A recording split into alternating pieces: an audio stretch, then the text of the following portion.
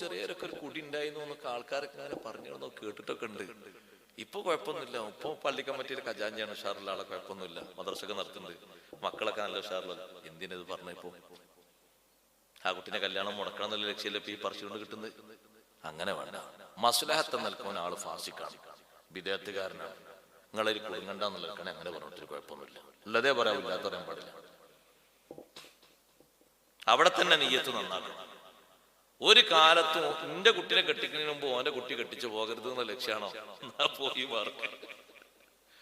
എന്റെ കുട്ടി ഓന്റെ കുട്ടി ഒപ്പം പഠിച്ചതാ മദ്രസില്, പക്ഷെ എന്റെ കുട്ടിന്റെ കല്യാണം കഴിഞ്ഞിട്ടേ ഓന്റെ കുട്ടിനെ കല്യാണം കഴിയാൻ പാടുള്ളൂ. അതെന്താ അങ്ങനെ? അതങ്ങനെയാണ് ഇസ്ലാമിക സിസ്റ്റം. ഇസ്ലാമിക സിസ്റ്റം എന്നല്ല, നാട്ടിന്റെ തറവാട് സിസ്റ്റമാണ്. അങ്ങനെ പറ്റുള്ളൂ. മേൽക്കോയ്മ സിസ്റ്റം നാ പറച്ചില് ആ മുടക്കുന്നത് തനിച്ച തെറ്റാണ്, മഹാമോശം. അപ്പൊ ഈ രണ്ട് ലെവലിൽ ജീവിക്കുന്ന ഫാസിഖീങ്ങളുടെ പരിധി